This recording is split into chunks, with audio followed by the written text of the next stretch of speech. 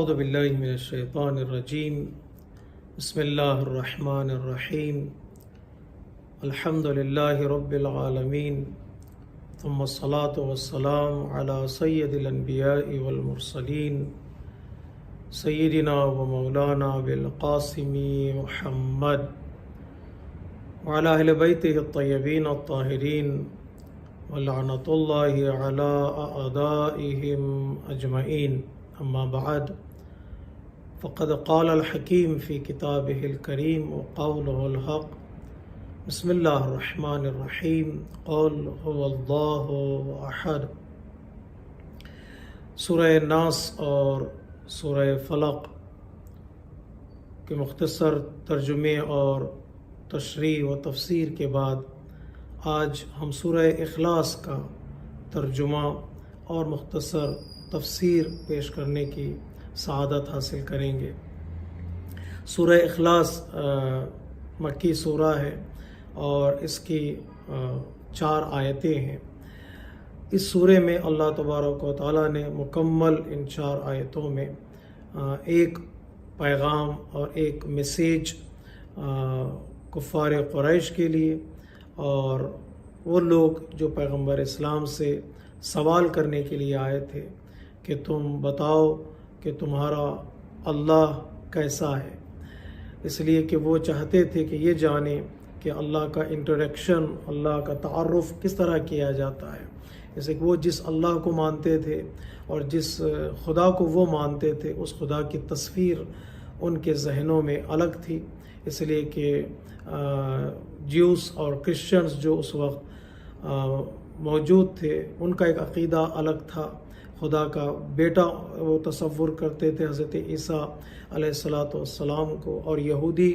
حضرت عزیر کو اللہ کا بیٹا مانتے تھے۔ حتیٰ کفار قریش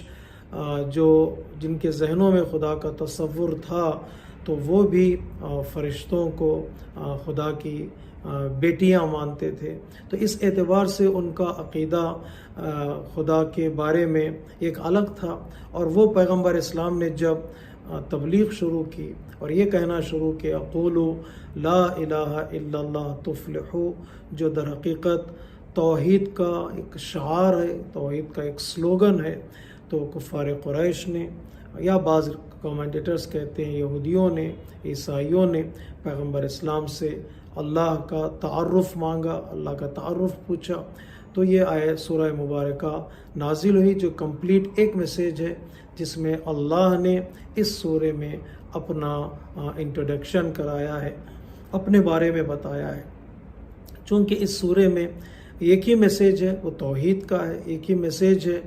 جو اللہ تبارک و تعالیٰ سے ریلیٹڈ ہے،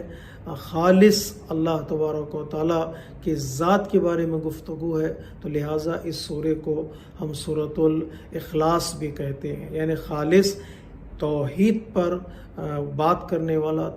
خالص توحید کے بارے میں گفتگو جس سورے میں کی گئی ہے وہ سورہ اخلاص اور سورہ توحید ہے۔ اس کی تلاوت اور اس کو پڑھنے کی بہت تاکید کی گئی ہے، حتیٰ بعض روایتوں میں ہے کہ انسان کو دن و رات میں کم سے کم 1 مرتبہ یومیہ نمازوں میں اس سورے کی تلاوت کی تاکید کی گئی ہے، اور اس سورے کی تلاوت کرنے کے بعد یہ بھی ریکمینڈڈ ہے یہ کہنا کہ کذالک اللہ ربی، کہ میرا اللہ اسی طرح ہے جس طرح میں نے اس سورے میں پڑھا ہے اور اقرار کیا ہے۔ در حقیقت یہ کذالک اللہ ربی ایک جواب ہے بندے کی طرف سے، ایک کنفرمیشن ہے کہ جو آیتیں میں نے پڑھی ہیں، جن اللہ تبارک و تعالیٰ کا انٹروڈکشن میں نے کرایا ہے، وہ ویسے ہی ہے جیسے اللہ تبارک و تعالیٰ نے تعلیم دی ہے۔ تو اس کی امپورٹنس ہے، اس کی فضیلت ہے، حتیٰ ہمارے اور آپ کے چھٹے امام جعفر صادق علیہ السلام فرماتے ہیں جو دن و رات میں 1 مرتبہ اس سورے کی تلاوت نہیں کرے گا تو اس سے یہ کہا جائے گا یا عبداللہ لست من المصلین، اے بندے خدا تو نماز گزاروں میں سے نہیں ہے، اس لیے کہ نماز اسی وقت معنوی اعتبار سے مکمل ہوتی ہے جس نماز میں سورہ توحید کی تلاوت کی جاتی ہے۔ اسی طرح چھٹے امام نے پیغمبر اسلام سے اس روایت کو نقل کیا ہے کہ جب سعد بن معاذ کا انتقال ہوا اور پیغمبر اسلام آپ کے نماز جنازہ میں شریک ہوئے اور آپ نے خود معاذ بن جبل کی نماز جنازہ پڑھائی، اور پڑھانے کے بعد آپ نے فرمایا کہ سعد بن معاذ بن جبل اتنا بڑا صحابی ہے جس کے جنازے میں 70,000 فرشتوں نے شرکت کی ہے، اور اس میں حضرت جبرائیل علیہ السلام بھی شامل ہیں۔ جب نماز ختم ہوئی تو پیغمبر اسلام نے جبرائیل امین سے پوچھا کیا بات ہے کہ اتنا ہجوم فرشتوں کا سعد بن معاذ کے جنازے میں شریک ہوا ہے؟ تو جبرائیل امین نے کہا فلسفہ یہ ہے کہ یہ بندہ ہر لمحہ ہر وقت سورہ توحید کی تلاوت کیا کرتا تھا، اٹھتے وقت، بیٹھتے وقت، کھاتے وقت، سوتے وقت، چلتے وقت اس کا ایک مشغلہ تھا کہ یہ سورہ توحید کی تلاوت کرتا چلا جاتا تھا، جس کے نتیجے میں اللہ تبارک و تعالیٰ نے نماز جنازہ میں گواہی کے لیے 70,000 فرشتوں کو نازل کیا ہے۔ اسی طرح اس سورہ کی تلاوت کے لیے کہا گیا کہ جو ایک مرتبہ اس سورہ کی تلاوت کرتا ہے تو پروردگار عالم اسے 1/7 میں قرآن کی تلاوت کا ثواب عطا کرتا۔ 1/3 آف دا قرآن، اگر قرآن مجید کو 3 حصوں میں تقسیم کیا جائے تو ایک حصہ کہ قرآن مجید کا ثواب جتنا ملے گا اتنا ایک سورہ کی تلاوت پر عطا کیا جائے گا۔ تو بعض کامنٹیٹر نے یہاں گفتگو کی ہے کیا وجہ ہے کہ ایک سورہ 1/7 میں قرآن کے برابر ہوگا، اس کو اتنا ثواب دیا جائے گا؟ تو کئی جوابات دیے گئے، اس میں 2-3 جواب جو سورہ توحید کی اہمیت کے سے مربوط ہے ان کا ذکر کروں گا۔ پہلا جواب یہ دیا گیا اس وجہ سے کہ قرآن مجید کو اگر 3 حصوں میں تقسیم کیا جائے، جو عام طور سے علماء کرام اس کے سوروں کو، اس کے آیتوں کو ڈیوائیڈ کرتے ہیں، پہلا حصہ عقیدے کا، دوسرا حصہ احکام کا، اور تیسرا حصہ اخلاقیات کا۔ ان تینوں حصوں میں قرآن تقسیم ہوتا ہے آیتوں کے اعتبار سے۔ تو پہلا حصہ جو عقائد کا ہے وہ اس سورہ سے مربوط ہے، اس لیے کہ سارے عقیدے کی بنیاد اور سارے عقیدے کی جو فاؤنڈیشن ہے وہ اللہ کو ایک ماننا اور اللہ کی توحید کا اقرار کرنا ہے۔ جہاں پر بات نبوت کی آتی ہے، امامت کی آتی ہے، وہ بھی توحید کے عقیدے کے بعد آتی ہے، یعنی وہ بھی اللہ ہی کی طرف سے ہیں۔ اگر اللہ کے بارے میں گفتگو کلیئر ہو جاتی ہے تو پھر مسئلہ امامت کا اور رسالت کا بھی حل ہو جاتا ہے۔ تو اس اعتبار سے چونکہ توحید کی بحث ہوتی ہے 1/7 میں قرآن میں، تو ظاہر سی بات ہے جو توحید کا سورہ پڑھے گا پروردگار عالم اسے 1/7 میں قرآن کا ثواب عطا کرے گا۔ تو بعض کامنٹیٹر نے کہا ہے کہ ہو سکتا ہے یہ بھی جواب ہو کہ ہم قرآن مجید میں دیکھتے ہیں آیتیں اور سورتوں کو کہ 3 کانسیپٹ قرآن مجید میں ذکر ہوئی ہیں، ایک مبدا کے بارے میں جو در حقیقت توحید ہے، اور دوسرے معاد کے بارے میں جو در حقیقت قیامت ہے، اور تیسرا جو حصہ ہے قرآن مجید میں آیتوں میں جن کا تذکرہ کیا گیا وہ مبدا اور معاد کے درمیان میں جو یہ زندگی ہے اس کے بارے میں گفتگو ہے۔ جو 3 حصے میں تقسیم ہوتا ہے، تو اگر جو سورہ توحید کی تلاوت کرتا ہے اس سے ایک حصہ مبدا والا حصے کا ثواب عطا کیا جائے گا جو انسان کے عقیدے سے ریلیٹڈ ہے۔ تو اس اعتبار سے بھی سورہ توحید کو اہمیت کی، سورہ توحید کی اور امپورٹنس کو بتایا ہے۔ حتیٰ بعض روایتوں میں یہ بھی ایک خوبصورت حدیث ہے جو ہماری کتابوں میں جس کا ذکر ہوا ہے، اور ماہ رمضان میں جہاں قرآن کی بات ہو اور امام رمضان امیر المؤمنین علی علیہ السلام کا تذکرہ نہ ہو تو گویا قرآن کا تذکرہ مکمل نہیں ہوتا ہے، رمضان کا جو حق ہے وہ ادا نہیں ہوتا ہے۔ جہاں بھی توحید کی گفتگو ہوئی ہے، سورہ توحید کی اور سورہ اخلاص کی، وہاں پر مولا کائنات کے لیے پیغمبر اسلام نے ارشاد فرمایا ہے کہ علی تمہاری مثال سورہ توحید جیسی ہے، تمہاری مثال سورہ اخلاص جیسی ہے۔ کیا مطلب ہے اخلاص جیسی ہے؟ جیسے سورہ توحید کا پڑھنا 1/7 میں قرآن کے پڑھنے کے برابر ہے۔ جو 3 مرتبہ سورہ توحید کو پڑھتا ہے تو گویا پروردگار عالم اسے مکمل قرآن کا ثواب عطا کرتا ہے، تو اسی طرح سے مولا کائنات کی محبت کے 3 مرحلے ہیں۔ کچھ لوگ ہیں جو مولا کائنات کو دل سے چاہتے ہیں، کچھ لوگ ہیں جو مولا کائنات کی محبت کا زبان سے اقرار کرتے ہیں، اور کچھ لوگ ہیں جو مولا کائنات کی اس محبت پر عمل کرتے ہیں اور نصرت کرتے ہیں، اور جو بھی ایک کام انجام دیتا ہے تو گویا اسے اتنا ہی ثواب عطا کیا جائے گا۔ علی کی محبت اگر دل میں ہو تو 1/7 محبت کا حق ادا ہوتا ہے، اور علی کی محبت اگر زبان پر آئے تو 2/7 میں محبت کا حق ادا ہوتا ہے۔ اور علی کی محبت دل میں بھی ہو، زبان پر بھی آئے، اور اعضاء و جوارح سے نصرت کا اعلان اور عمل کا اس میں اظہار ہو، تو یہ مکمل مولا کائنات کی محبت کا اظہار ہوتا ہے اور اقرار ہوتا ہے۔ تو اس طرح علی کی ذات سورہ توحید سے منسلک ہے اور مربوط ہے۔ تو جیسے ہم نے بتایا سورہ مکمل سورہ کا ایک ہی میسیج ہے، وہ توحید کا ہے۔ اللہ تبارک و تعالیٰ نے اس سورے کا آغاز بھی قل سے کیا ہے، قل هو اللہ احد، اے رسول کہہ دو کہ اللہ ایک ہے۔ توحید یعنی اللہ کو ایک ماننا اور اللہ کو ایکتا تصور کرنا ہے۔ تو چونکہ قول کے بارے میں ہماری گفتگو ہو چکی ہے، تو بحث شروع کرتے ہیں ہوا سے، کہ اللہ تبارک و تعالیٰ هو اللہ احد۔ کامنٹیٹر نے یہاں پر گفتگو کی ہے، ہوا جو ہے یہ ضمیر ہے، غائب کے لیے استعمال کی جاتی ہے، وہ اس ذات کے لیے، اس فرد کے لیے استعمال کی جاتی ہے جو ہمارے سامنے نہ ہو۔ تو یہ اللہ کے لیے ہوا کا استعمال، یہ ایسا غائب ہے اللہ، ایسا اللہ کا مقام اور اللہ کا مرتبہ، اللہ کی ذات اتنی بلند ہے کہ انسان جتنا بھی جانے، جتنا بھی پہچانے، جتنی بھی معرفت حاصل کرنے کی کوشش کرے، تب بھی اللہ اس کے تصور سے، اس کی سوچ سے اور اس کے تدبر و تفکر سے بہت بلند و برتر ہے اور غائب ہے، یعنی اللہ کی معرفت کا حق اسے وہ ادا نہیں کر پاتا ہے، چونکہ وہ ہوا ہے، وہ بلند مقام پر ہے، وہ انسان کے تصورات سے اور انسان کے تخیلات سے آگے ہے، تو لہٰذا ہوا کا لفظ استعمال کیا گیا ہے۔ لیکن وہیں پر جہاں دوسری آیات میں اللہ تبارک و تعالیٰ کے لیے کہا گیا ہے کہ آیہ کریمہ آیا ہے کہ سنوریہم آیاتنا فی الآفاق وفی انفسہم، یعنی اللہ غائب ہے، اللہ ہمارے توجہات اور تصورات سے بلند ہے، تخیلات و تصورات سے بلند ہے، اس کے باوجود اللہ کی نشانیاں زمین و آسمان میں اتنی پھیلی ہوئی ہیں کہ اللہ ہماری آنکھوں سے دور بھی نہیں ہے۔ اس کی ذات تک پہنچنا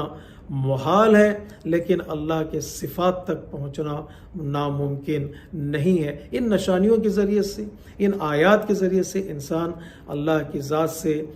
قریب ہوتا ہے۔ اور یہ ہوا کو بعض روایتوں میں اسم اعظم کے طور پر بھی بیان کیا گیا، خصوصی طور پر جنگ بدر سے پہلے مولا کائنات نے اس کا ذکر کیا ہے۔ جب جنگ صفین میں مولا کائنات دوران جنگ کچھ زمزمہ کر رہے تھے،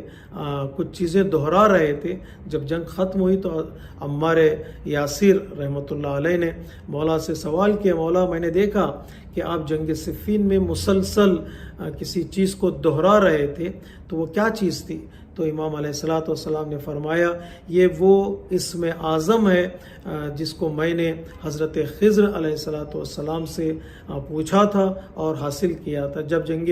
بدر سے پہلے میں نے خواب میں دیکھا تھا، حضرت خضر علیہ الصلوۃ والسلام سے ملاقات ہوئی تھی، تو میں نے سوال کیا تھا، یا نبی اللہ یہ بتائیے دشمنان دین پر کامیاب ہونے کے لیے بہترین راستہ کیا ہے، بہترین ذکر کیا ہے؟ تب حضرت خضر علیہ الصلوۃ والسلام نے کہا تھا اس جملے کا ورد کرنا در حقیقت دشمن پر کامیابی حاصل کرنے کا یقین اور بہترین ذریعہ، یا من ہوا یا من لا ہوا الا ہوا، یا من ہوا یا من لا ہوا الا ہوا، اس جملے میں 3 مرتبہ ہوا کا لفظ آیا ہے۔ ہوا کا مطلب اللہ ہے، لیکن اس ضمیر کا استعمال کیا گیا ہے یہ بتانے کے لیے کہ یہ کتنی اہمیت کے حامل ہے، وہ ضمیر جو اللہ کی طرف لوٹ کر جاتی ہے۔ جب مولا کائنات نے اس جملے کو پیغمبر اسلام کی خدمت میں پیش کیا، یا رسول اللہ میں نے خواب میں دیکھا ہے، یہ حضرت خضر نے اس جملے کو دہرایا ہے، تو پیغمبر اسلام نے فرمایا اے علی علمت الاسم العظم، اے علی تمہیں اسم اعظم کی تعلیم دی گئی ہے، تمہیں اسم اعظم مل چکا ہے۔ یعنی گویا ایک نبی کے ہاتھوں سے مولا کائنات کی خدمت میں وہ اسم اعظم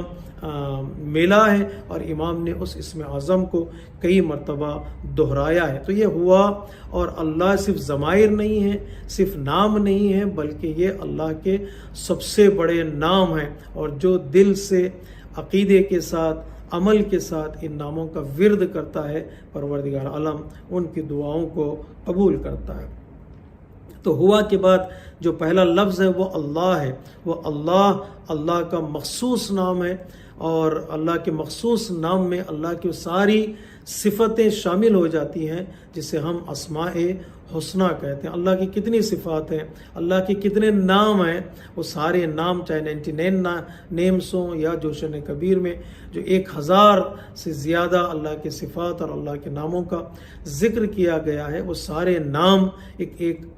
لفظ اللہ میں جمع ہو جاتی ہیں۔ یعنی میں اگر جب یہ کہوں ہو اللہ، وہ اللہ ہے، تو اس کا مطلب یہ ہے کہ میں نے رحمان بھی کہا ہے، میں نے رحیم بھی کہا ہے، میں نے کریم بھی کہا ہے، میں نے خبیر بھی کہا ہے، میں نے علیم بھی کہا ہے۔ یعنی ایک اللہ اور اس کے ساتھ کئی صفات اور کئی سارے صفات اور سارے نام شامل ہو جاتے ہیں۔ اس لیے اللہ کے نام کو کہا جاتا ہے یہ پرٹیکولر نیم ہے اللہ تبارک و تعالیٰ کا۔ اللہ نے خود اپنے آپ کو اللہ کہا ہے۔ جو بھی یہ نام لیتا ہے انسان اللہ کی ذات سے قریب ہوتا ہے، اس میں اعظم سے قریب ہوتا ہے۔ اور بعض لوگوں نے گفتگو کی ہے اللہ کا روٹ ورڈ کیا ہے، اللہ نام جو کن حروف سے لیا گیا ہے۔ بعض کامنٹیٹر کہتے ہیں یہ الہ سے ہے۔ الہ کا مطلب حیرانی، سرگردانی کا معنی ہے۔ اس کا مطلب یہ ہے کہ جو اللہ کی حقیقت تک پہنچنے میں، اللہ کے کنہ تک پہنچنے میں دشواریاں ہوں گی، پریشانیاں ہوں گی، انسان تحیر میں مبتلا ہوگا جب وہ اللہ کی ذات سے قریب ہونا چاہتا ہے اور اللہ تک پہنچنا چاہتا ہے اور اللہ کی ذات کو سمجھنا چاہتا ہے۔ تو شاید یہ لفظ اللہ الہ سے ہے۔ بعض کامنٹیٹر کہتے ہیں نہیں، یہ لفظ اللہ اس کا جو روٹ ورڈ ہے یا جن روٹ سے یہ لیا گیا ہے وہ الالہ ہے، الالہہ ہے۔ الالہہ کا مطلب ہے در حقیقت وہ اکیلا ہے۔ الالہ کا مطلب تنہائی اور اکیلا، اور چونکہ اللہ کی عبادت کی جاتی ہے، اللہ ہی کی عبادت کی جاتی ہے، تو اللہ کو اللہ کہا گیا کہ وہ عبادت میں اکیلا ہے، سوائے اللہ کے کسی اور کی عبادت نہیں کی جاتی۔ یہ خوبصورت نام ہے جس نام کا ترجمہ ہم تو عربی اعتبار سے کر دیتے ہیں، جس نام کا ٹرانسلیشن، جس نام کا ترجمہ دوسری زبانوں میں ممکن نہیں ہے۔ ہم سمجھانے کے لیے، ہم سمجھنے کے لیے کبھی لارڈ کہہ دیتے ہیں، کبھی خدا کہہ دیتے ہیں، کبھی بھگوان کہہ دیتے ہیں، لیکن یہ لفظ اللہ کے نام کا ترجمہ نہیں ہے۔ اللہ کے نام میں خوبصورتی ہے، اللہ کے نام میں ایک جامعیت ہے، اور اللہ کے نام میں ایک خاص اٹریکشن ہے جس کو ہمیں بار بار دہرانا چاہیے۔ اس لیے جہاں بھی ذکر پروردگار کی بات ہوتی ہے وہاں اللہ کا نام آتا ہے، چاہے سبحان اللہ ہو تو اللہ شامل ہے، اللہ اکبر ہو تو اللہ شامل ہے، الحمدللہ ہو تو اللہ ہے، اللہ کا نام ہے، یہ لفظ اللہ اس میں آتا ہے، اور لا الہ الا اللہ میں لفظ اللہ کا آتا ہے۔ اس کے بغیر کوئی ذکر کا جملہ، تسبیح کا جملہ کمپلیٹ نہیں ہوتا ہے۔ قل هو اللہ احد، احد پر گفتگو ہے۔ احد کا معنی کیا ہے، الاحد کا مفہوم کیا ہے؟ کامنٹیٹرز 2 گروپ میں یہاں پر بٹ چکے ہیں۔ بعض کامنٹیٹر کہتے ہیں احد اور واحد دونوں ایک ہیں، دونوں اللہ کے لیے واحد کا لفظ بھی قرآن مجید میں آیا ہے اور احد کا لفظ بھی قرآن مجید میں آیا ہے، تو واحد اور احد دونوں ایک معنی ہے۔ بعض کامنٹیٹر کہتے ہیں نہیں، واحد اور احد میں ایک نازک سا فرق بھی ہے۔ وہ فرق یہ ہے کہ واحد وہاں استعمال کیا جاتا ہے جہاں پر 2 اور 3 اور 4 کا تصور ہو، جہاں نمبرز کی بات ہوتی ہے وہاں واحد کا لفظ آتا ہے، جہاں نمبرز کی بات نہیں ہوتی، جہاں ڈویژن کی بات نہیں ہوتی، جہاں سپریشن کی بات نہیں ہوتی ہے، وہاں پر احد کا استعمال کیا جاتا ہے۔ احد یعنی وہ ایک ہے اور سوائے اس کے کسی کے یہاں ایکتا کا تصور نہیں پایا جاتا ہے۔ تو اس اعتبار سے یہ خوبصورت لفظ اور یہ خوبصورت نام کے ساتھ جڑا ہے۔ قل هو اللہ احد، کہہ دو کہ وہ اللہ ایک ہے۔ ایک کا مطلب وہ 2 نہیں، ایک کا مطلب 3 نہیں، ایک کا مطلب ہے احد المعنی، جیسے مولا کائنات نے جنگ جمل میں اس کی تشریح کی تھی۔ احد یعنی احد المعنی۔ احد المعنی کا مطلب یہ ہے کہ اللہ کی ذات سے کسی کو تشبیہ نہیں دی جا سکتی، کسی کی مثال اللہ کے ساتھ بیان نہیں کی جا سکتی، کوئی اللہ کی ذات کے ساتھ کمپیریزن میں یا مثال میں شامل نہیں ہو سکتا ہے۔ لیسا کمثلہ احد ہے، یہ احد کا معنی ہے۔ یا مولا کائنات اسی میں فرمایا الاحد کا معنی یعنی اللہ کی ذات تقسیم نہیں ہوتی ہے، نہ باہر تقسیم ہوتی ہے کہ ہم اس کو ڈیوائیڈ کریں 2 یا 3 4 میں۔ احد یعنی 2 کا آدھا، ایسا نہیں ہے۔ اللہ کی ذات تقسیم نہیں ہوتی، نہ ہمارے ذہن میں تقسیم ہوتی ہے، نہ ہمارے خیالات میں تقسیم کر سکتے ہیں ہم اللہ کو، نہ اللہ کی صفات کو اللہ کی ذات سے جدا کر سکتے ہیں، نہ خود اللہ کی ذات کو جسم اور روح میں ڈیوائیڈ کر سکتے ہیں، نہ اللہ کی ذات کو ماضی اور حال میں مستقبل میں تقسیم کر سکتے ہیں۔ جہاں کسی قسم کی تقسیم تصور نہیں کی جا سکتی اس ذات کو احد کہا جاتا۔ قل هو اللہ احد، کہہ دو وہ اللہ ایک ہے، اس کی کوئی شبیہ نہیں ہے اور وہ کبھی کسی بھی اعتبار سے تقسیم نہیں ہوگا۔ اور دوسری آیت کریمہ ہے اللہ الصمد، اللہ بے نیاز ہے، وہ کسی کا محتاج نہیں ہے بلکہ سب کے سب اللہ کے محتاج ہے۔ صمد کا معنی بے نیازی کا معنی ہے، جو عام طور پر ہمارے کامنٹیٹرز نے اس کو ایکسیپٹ کیا ہے۔ جب کسی صحابی نے امام حسین علیہ السلام سے خط لکھ کر پوچھا مولا بتائیے صمد کا معنی کیا ہے، امام نے خوبصورت جو صمد کے لفظ کی تشریح کی ہے، اس میں مکمل معنی ہمارے لیے ظاہر ہو جاتا ہے اور سامنے آ جاتا ہے۔ امام فرماتے صمد یعنی اللہ سردار ہے، اللہ بزرگ ہے، اس سے بڑا کوئی نہیں، اس کے سامنے کسی کی سرداری ٹک نہیں پاتی ہے۔ صمد یعنی اللہ ذاتی ہے، اللہ ہمیشہ رہنے والا ہے، اسے کبھی فنا اور کبھی فنا نہیں ہوگا، وہ جاویدان ہے، وہ ازلی ہے اور ابدی ہے۔ الصمد یعنی اللہ نہ کھانا کھاتا ہے، نہ پانی پیتا ہے اور اللہ کو نہ کوئی نیند آتی ہے۔ صمد یعنی اللہ کسی بھی شے میں کسی کا محتاج نہیں ہے بلکہ کائنات کا ذرہ ذرہ اس کا محتاج ہے۔ تو اس اعتبار سے صمد کے معنی کو امام نے بڑی ہی خوبصورتی کے ساتھ بیان کیا تاکہ سمجھ جائے کسی بھی اعتبار سے اللہ کو محدود نہیں کیا جا سکتا، اللہ کو لمیٹڈ نہیں کیا جا سکتا، اللہ کو کسی بھی دائرے میں رکھ کر نہیں دیکھا جا سکتا۔ اللہ ہر دائرے سے، ہر حد سے اور ہر لمیٹیشن سے بلند و بالا ہے، بلکہ خالق ہے، وہ مکان کا خالق ہے، وہ زمان کا خالق ہے۔ اللہ الصمد، یہ خوبصورت آیت کریمہ کہ انسان کبھی بھی ذہن و دل و دماغ میں یہ تصور نہ کرے کہ اللہ جو ہے کہیں نہ کہیں سے نیاز مندی وہاں پائی جاتی ہے، وہ احتیاج کا تصور اللہ کی ذات میں ممکن نہیں ہے۔ جو تیسری آیت کریمہ جو آخری آیت کریمہ ہے، آخری آیت کریمہ سے پہلے لم یلد ولم یولد ہے۔ ظاہر سی بات ہے جب آپ مکے میں زندگی گزار رہے تھے یا جوز اور کرسچنز جو اللہ کے بارے میں سوال کرنے کے لیے آئے تھے، یہ پیغمبر اسلام کا صاف اور صریح سٹیٹمنٹ ہے کہ تم جو اللہ کے بیٹے کے قائل ہو چکے ہو، اللہ کو تقسیم کرنا چاہتے ہو یوں کہ اللہ کا بیٹا ہے اور اللہ کے کوئی فرزند ہے، تو صاف طور پر انکار کیا، نہ اس کی کوئی اولاد ہے اور وہ نہ کسی کی اولاد ہے۔ یہ سلسلہ ہی پیغمبر اسلام نے اس ایک سٹیٹمنٹ سے ختم کر دیا، نہ وہ کسی کا بیٹا ہے اور نہ کوئی اللہ کا بیٹا ہے۔ بیٹا ہونا، فرزند ہونا، اس کا مطلب یہ ہے کہ انسان لمیٹڈ ہوگا، محدود ہوگا، محتاج ہو جاتا ہے۔ احتیاج سے اللہ کو بچانے کے لیے یہ ماننا بہت ضروری ہے کہ اللہ کہیں سے کسی سے جڑا ہوا نہیں ہے، وہ مستقل ہے، وہ انڈیپینڈنٹ ہے۔ بیٹا ہے کا مطلب یہ ہے کہ پھر اللہ کی فیملی تصور کی جائے گی، اللہ کی زوجہ ہوگی، اللہ کی فیملی ہوگی۔ تو اس طرح اللہ کسی گھر میں کسی ایک جگہ پر محدود ہو کر رہ جاتا ہے، کسی فیملی کے سائے میں وہ زندگی گزارتا ہے۔ قرآن کہتا ہے نہیں، اللہ ان ساری چیزوں سے پاک ہے اور ساری چیزوں سے بری ہے۔ لم یلد ولم یولد، جو تم حضرت عیسیٰ کو اللہ کا بیٹا کہتے ہو، جو تم حضرت عزیر کو اللہ کا بیٹا کہتے ہو، نہ اللہ عیسیٰ اللہ کے بیٹے ہیں، نہ عزیر اللہ کے بیٹے ہیں۔ اللہ تبارک و تعالیٰ کہتا ہے یہ اللہ پر افتراء ہے، اللہ پر تہمت ہے۔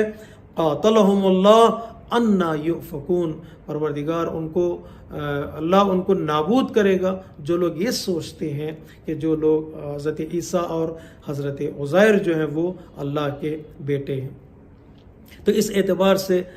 پیغمبر اسلام نے ایک صاف اور کلیئر سٹیٹمنٹ دیا کہ تمہارے عقیدے سے ہماری توحید کا کوئی تعلق نہیں ہے۔ وَلَمْ يَكُنْ لَهُ کفواً احد۔ اور جو آخری آیہ کریمہ ہے، آخری آیہ کریمہ میں ایک اور پیغام دیا گیا جو تیسری آیہ کریمہ سے ریلیٹڈ ہے۔ بیٹا نہیں ہے تو پھر اگر کف کا معنی زوجہ کو لیا جائے، صاحبہ کو لیا جائے، تو وہ تصور بھی اللہ کی تبارک و تعالیٰ کی زندگی میں اور آپ کے ذات میں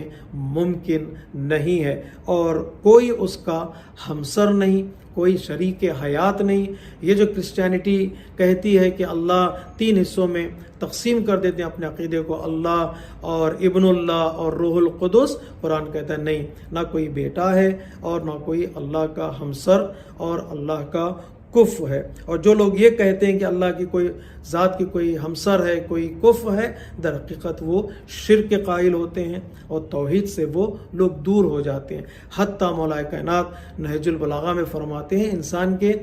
ذہنوں میں بھی یہ بات نہ آئے کہ اللہ کا کوئی بیٹا ہے، اللہ کی کوئی فیملی ہے، اللہ کا کوئی ہمسر ہے یا اللہ کی کوئی شریک حیات ہے۔ انسان تصور میں بھی نہ لائے، جو تصور میں بھی نہ لائے در حقیقت وہی حقیقی معنی میں مومن کہلاتا ہے۔ ایک معنی ہمسر کا کف ہے، لائف پارٹنر ہے، ہمسر یعنی زوجہ، ہمسر یعنی شریک حیات۔ اس آیتوں کے ذریعے سے، ان آیتوں کے ذریعے سے جوس کے اور کرسچینٹی کے عقیدے کو باطل قرار دیا۔ اور ایک معنی ہمسر کا جو یہاں پر لیا جا سکتا ہے، جو سمجھ میں آتا ہے، وہ یہ کہ ان کے علاوہ، ہمسر کے علاوہ، وائف کے علاوہ، شریک حیات کے علاوہ کوئی بھی طاقت کائنات میں ایسی نہیں ہے جو اللہ کے مد مقابل میں لائی جا سکے یا کھڑی کی جا سکے۔ کوئی بھی پاور اللہ کے مقابل میں رکنے والا اور ٹھہرنے والا نہیں ہے، نہ کوئی ذات اور نہ کوئی آبجیکٹ، نہ کوئی پرسنالٹی، نہ کوئی چیز۔ اگر یہ کوئی کہہ رہا ہے کہ یہ بت اللہ کے برابر ہیں، وہ مشرک کہلائے گا۔ اگر کوئی یہ کہہ رہا ہے کہ یہ چیزیں اللہ کے برابر کی ہیں، وہ مشرک کہلائے گا۔ اگر وہ یہ کہے کہ یہ ذات اللہ کے برابر ہے، اللہ کے ساتھ ملی ہوئی ہے، یا اللہ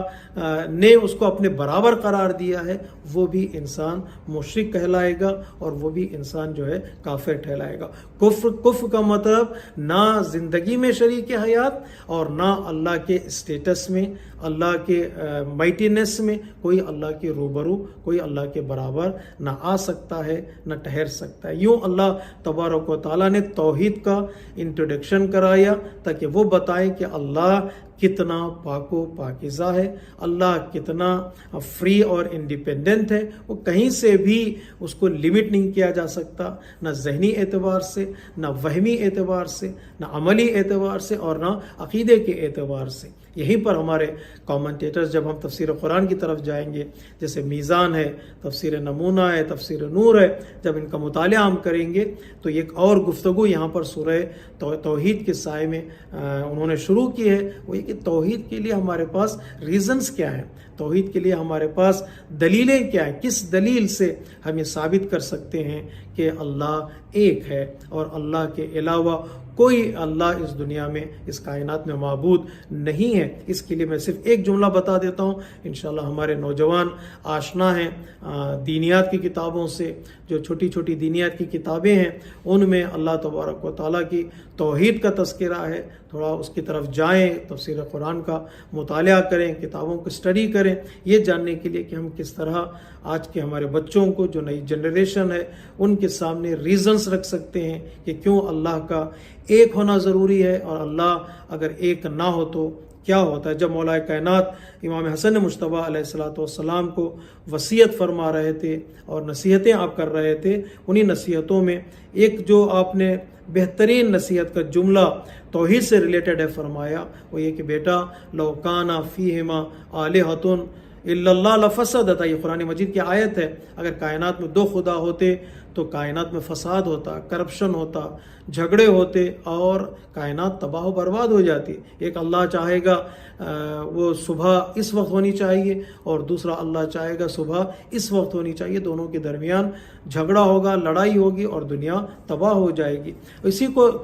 ذریعہ بناتے ہوئے امام علی علیہ السلام نے فرمایا بیٹا حسن انبیاء کی تاریخ کا مطالعہ کرو، گزشتہ امتوں کا مطالعہ کرو، اگر ایک اللہ کے علاوہ کوئی اور اللہ ہوتا، یہ خدا کے بدلے میں کوئی اور خدا ہوتا تو اس کے بھی کوئی رسول آتے، اس کی طرف سے بھی کوئی میسنجرز آتے، اس کی طرف سے بھی کوئی کتاب آتی، اس کی طرف سے بھی کوئی ڈیوائن بک ہوتی۔ ہم نے تاریخ میں نہ سنا ہے نہ تاریخ میں دیکھا ہے کہ دوسرے انبیاء بھی آئے ہوں جو دوسرے خدا کی تبلیغ کر رہے ہوں، ایسی کتابیں بھی آئی ہوں جو دوسرے خدا کی نازل کردہ کتابوں سے الگ نظر آ رہی ہوں۔ ہم نے ایک رسولوں کو، سارے رسولوں کو بے ایک زبان یہی کہتے ہوئے سنا، اللہ ایک ہے۔ ساری کتابیں ایک طرف سے آ کر یہ بتا رہی ہیں کہ جو وہ آ رہی ہیں وہ ایک اور احد اللہ کی طرف سے آ رہی ہیں۔ دوسرا خدا کا تصور نہ عقیدے کے اعتبار سے ممکن ہے اور نہ تاریخ کے اعتبار سے ممکن ہے اور نہ عقل کے اعتبار سے ممکن ہے۔ یوں سورہ اخلاص کو، سورہ توحید کو سورہ اخلاص کہا جاتا ہے، جس کے سائے میں انسان کا عقیدہ پاک ہوتا ہے اور سنسیئر ہوتا ہے۔ اللہ تبارک و تعالیٰ اس سورہ کی ہر آیت پر عمل کرنے کی ہمیں توفیق عطا فرمائے۔ والسلام علیکم ورحمۃ اللہ وبرکاتہ۔